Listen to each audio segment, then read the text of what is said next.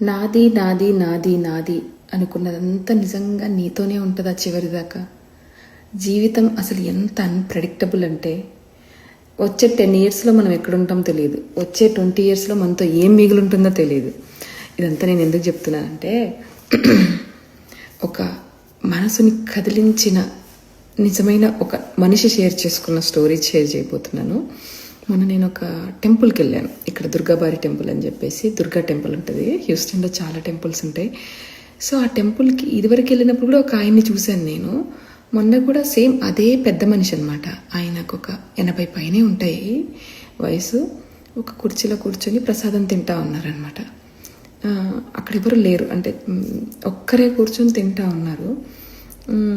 అక్కడ దాని పక్కన 2 చైర్స్ ఖాళీగా ఉంటే వెళ్ళి మేము కూడా కూర్చున్నాము. హాయ్ అన్నాను. హాయ్ అన్నారు. ఆయన తెలుగు ఆయన కాదనమాట, ఆయన బీహారీ ఆయన. అయితే మంచిగా పలకరించారనమాట. పలకరించిన తర్వాత ఎక్కడుంటారు మీరు అన్నాను. అంటే అక్కడ నుంచి ఒక 20 మైల్స్ అనమాట, ఒక మోటల్లో ఉంటాను అన్నారనమాట. ఓ అని చెప్పేసి అప్పుడు మోటల్లో ఇంత పెద్ద ఆయన ఇక్కడ ఉన్నారు అంటే అర్థమైంది, అంటే ఆయన ఇక్కడే ఉండి ఇక్కడే ఉద్యోగం చేసి ఇక్కడే చాలా ఇయర్స్ నుంచి ఉంటున్నారని చెప్పేసి అని.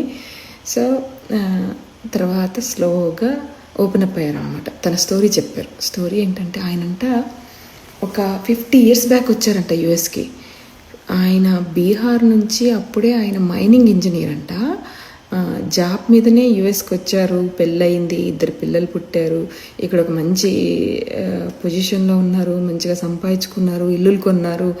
పిల్లలిద్దరూ ఎంత బాగా సెటిల్ అయ్యారంటే ఒక అబ్బాయి స్టాన్ఫోర్డ్ వెళ్ళాడంట, ఇంకో అబ్బాయి ఒక మంచి కాలేజ్ ఏదో వెళ్ళాడంట. స్టాన్ఫోర్డ్ అంటే ఇక్కడ మన ఇండియాలో ఐఐటి లాగే అనమాట, చాలా కాంపిటేటివ్ టు గెట్ ఇన్ అనమాట. మంచి కాలేజెస్కి వెళ్ళారు. ఆ పిల్లలు మంచి జాబ్స్ చేస్తున్నారు ఇద్దరు. ఒక అబ్బాయి డాక్టర్ అనుకుంటా, ఇంకో అబ్బాయి ఏదో చెప్పాడు. వాళ్లకు పెళ్ళిళ్ళు అయ్యాయి, పిల్లలు ఉన్నారు. అయితే ఈయన స్టోరీ చెప్పుకొచ్చారనమాట.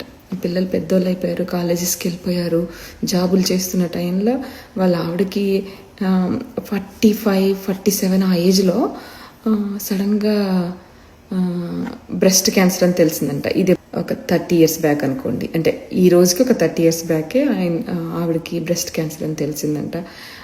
ట్రీట్మెంట్ అదంతా అయిపోయి క్యాన్సర్ అంతా she's out of it. So life నడుస్తూ ఉంది. సడన్గా ఆవిడకి మళ్ళీ బ్లడ్ క్యాన్సర్ వచ్చిందంట. ఆ బ్లడ్ క్యాన్సర్కి చాలా ట్రీట్మెంటు అదంతా అయ్యిందంట. సో అది కూడా చాలా ఇయర్స్ నడిచింది. యూఎస్లో ఏదైనా ఇలాంటి పెద్ద డిసీజెస్కి ట్రీట్మెంట్స్ అంటే ఇన్సూరెన్స్ ఉన్నా కానీ చాలా చాలా చాలా ఖర్చు అవుతుంది అనమాట, మన పాకెట్లో నుంచి కూడా. అవన్నీ పెట్టుకున్నారు. లక్కీగా పిల్లలు సెటిల్ అయిపోయారు, బాగానే ఉంది. ఆయన ఒకరోజు ఇక్కడ ఆఫీస్కి వెళ్ళి ఉన్నారంట. ఆవిడే బాత్రూంలో పడిపోయిందంట. బాత్రూంలో అంటే కమ్మోడ్ ఉంటుంది కదా, ఆ టాయిలెట్ ఉంటుంది కదా, టాయిలెట్కి సింక్కి మధ్యలో కొంచెమే స్థలం ఉంటే ఆ స్థలంలో ఇరుక్కుపోయిందంట. ఆవిడ 8 గంటలు ఇరుక్కుపోయిందంట. అన్కాన్షియస్ అయిపోయింది. అండ్ ఆమెకు స్పృహలో లేదంట. ఈయన ఇంటికి వచ్చి చూసుకునేంత వరకు తెలియలేదంట. సో అప్పుడు ఆ టైంలో ఏదో బ్రెయిన్ డ్యామేజ్ కావడం కానీ, ఆ కింద పడడం కానీ, వాట్ ఎవర్, దాంతోపాటు ఆవిడకు ఒక ఆల్జైమర్స్ లాంటి డిసీజ్ స్టార్ట్ అయిపోయిందంట. కొద్దిగా ఎర్లీగానే స్టార్ట్ అయిపోయిందనమాట. అంటే బ్రెయిన్ పనిచేయడం స్లోగా ఆగిపోయింది. కొన్ని ఇయర్స్ తర్వాత ఇంకా ఆమెకు అది నయం కాలేదనమాట. అది ఇంకా అది పెరుగుతూ అయిపోయి లాస్ట్కి ఆమె మాట్లాడలేదు. ఆమె ఎవరిని లాస్ట్కి చివరికి ఈయనను కూడా గుర్తుపట్టలేనంత స్థితికి వెళ్ళిపోయిందనమాట. సో ఈయన ఆవిడ్ని టేక్ కేర్ కూడా చేసుకోలేనంత, అంటే కంప్లీట్గా ఒక మెడికల్ హెల్ప్, ఒక నర్స్ హెల్ప్ ఉండాల్సినటువంటి సిచ్యువేషన్కి వచ్చేసరికి ఇక్కడ చాలామంది ఆప్షన్స్ ఏంటంటే ఇంట్లో పెట్టుకుని వాళ్ళందరినీ టేక్ కేర్ చేసే కంటే కూడా కేర్ సెంటర్స్లో వదిలిపెడతారనమాట. సో ఆమె కేర్ సెంటర్లో ఉందంట. ఇక్కడ కాదు అని చెప్పేసి అక్కడ వాళ్ళ అబ్బాయి దగ్గర అని చెప్పేసి వాళ్ళ అబ్బాయి కాలిఫోర్నియాలో ఉంటే అక్కడ కేర్ సెంటర్లో జాయిన్ చేశారంట. ఈయన వెళ్ళారు, ఒక ఫ్యూ ఇయర్స్ ఉన్నారు. కాకపోతే ఈయనకు అక్కడ ఎవరూ తెలియదు. వైఫ్ ఏమో కేర్ సెంటర్లో ఉంటుంది. ఈయన వెళ్ళి చూసి రాగలుగుతాడు కానీ అక్కడ ఈయన ఉండలేడు కదా. సో చూడ్డానికి వెళ్ళినప్పుడు కూడా ఆవిడకేమీ ఈవిడ గుర్తుండట్లేదు, ఈయన గుర్తుండట్లేదు.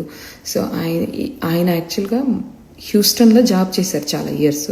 సో ఈవిడ కోసమని కాలిఫోర్నియాకి మూవ్ అయ్యారంట. ఇంకా ఈయన కూడా అక్కడ ఉండలేకపోయారంట. అంటే ఎవరు తెలియదు అని చెప్పేసి, నాకు హ్యూస్టన్లోనే బాగుంటుంది అని చెప్పేసి ఆవిడ కేర్ సెంటర్లో అక్కడే ఉంటుంది, వాళ్ళ కొడుకెళ్ళి చూసుకొచ్చుకుంటుంటాడు. ఈయన కూడా అప్పుడప్పుడు వెళ్తుంటాడంట. మళ్ళీ ఈయన బ్యాక్ వచ్చాడనమాట, టెక్సస్కి బ్యాక్ వచ్చేసి ఒక తర్వాత ఇల్లు, మంచి ఇల్లు ఉండేదంట, ఇల్లు కూడా అమ్ముకోవాల్సి వచ్చింది. ఎందుకంటే ఈ కేర్ సెంటర్ లాంటివి చాలా అంటే చాలా ఎక్స్పెన్సివ్ అనమాట.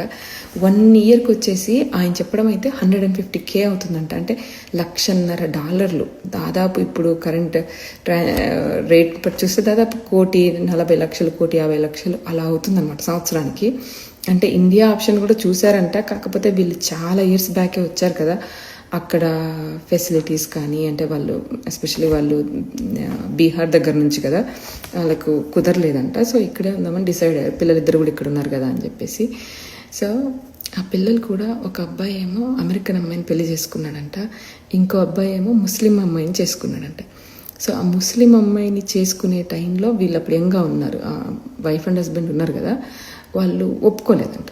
కోర్స్ అంటే ఎవరి అంటే అభిప్రాయాలు వాళ్ళకు ఉంటాయి కాబట్టి ఒప్పుకోలేదంట. కాకపోతే అబ్బాయి చేసుకున్నాడు. చేసుకున్న తర్వాత పేరెంట్స్కి ఇష్టం లేదు అన్న విషయం ఆ కోడలికి తెలిసి వీళ్ళని పెద్ద ఇష్టపడదంట, దూరం పెడతా ఉంటుందంట. ఇంకొక అబ్బాయి ఏమో అమెరికన్ అమ్మాయిని చేసుకున్నాడు కదా, ఆ అమ్మాయి పర్లేదంట. కానీ అంటే ఎట్లాగైనా కానీ మన కల్చర్ కాదు కదా, సో వీళ్ళు వెళ్ళి వాళ్ళ దగ్గర ఉండేంత కాదు. కాకపోతే వాళ్ళకు 2 కూతుర్లు పుట్టారంట. అన్ఫార్చునేట్లీ ఆ అబ్బాయికి ఒక కూతురు, వాళ్ళ నానమ్మకు వచ్చిన బ్లడ్ క్యాన్సర్ ఉంది కదా, అదే ఆ పాప, మా చిన్న పాపకు వచ్చేసి చిన్న పాప చనిపోయిందంట. సో ఇంకా బేసిక్గా ఒక కొడుకు దగ్గరికేమో వెళ్ళలేడు, ఇంకో కొడుకు దగ్గరికేమో ఓకే పర్లేదు. ఈవిడకి ఈ మెడికల్కి సంబంధించిన ఈ ఖర్చులు ఇవన్నీ ఉంటాయి కదా, ఈయన పెద్ద ఆయన ఇల్లు అమ్మేశారంట.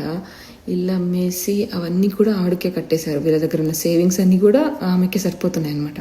కొంచెం కొడుకులు కూడా హెల్ప్ చేశారంట.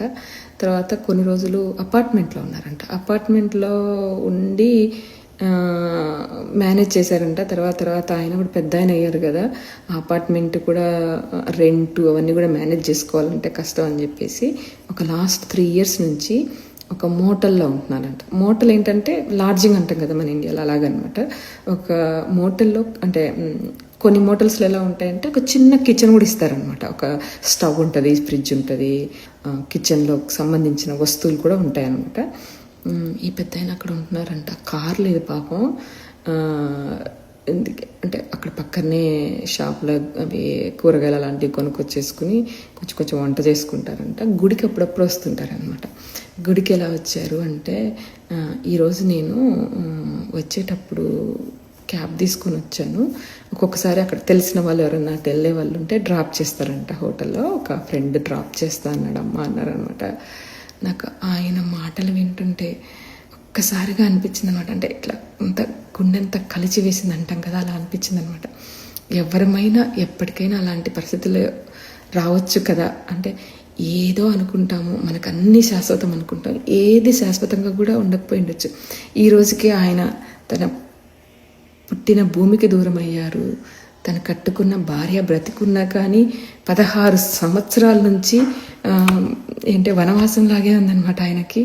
పిల్లలు పెరిగారు, వాళ్ళ దారిలో వాళ్ళు వెళ్ళిపోయారు. ఏముంది పాపం, ఆయన చదువుకున్నారు, ఇంత దూరం వచ్చారు.